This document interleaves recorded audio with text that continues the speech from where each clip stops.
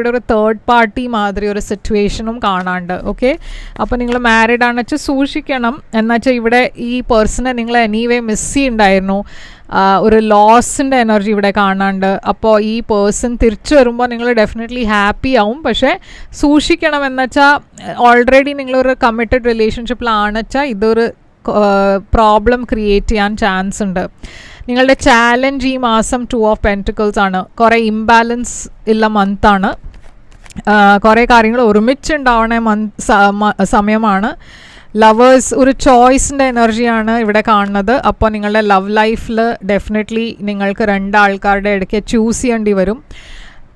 നിങ്ങൾ എന്താ ഡിസിഷൻ എടുക്കണമെന്ന് വെച്ചാൽ ഒരു പേഴ്സണെ അത് കുറേ ബിട്രേ ചെയ്യണ എനർജി കാണാണ്ട്. അപ്പോൾ നിങ്ങൾ തീരുമാനം എടുക്കുമ്പോൾ സൂക്ഷിച്ച് വേണം തീരുമാനം എടുക്കുക. എന്ന് വെച്ചാൽ ഇവിടെ ഏതോ ഒരു പേഴ്സൺ കുറേ ബിട്രേഡായി ഫീൽ ചെയ്യണു. ഓക്കെ, അപ്പോൾ ഇവിടെ ഒരു എൻഡിങ് കാണാണ്ട് ഒരു റിലേഷൻ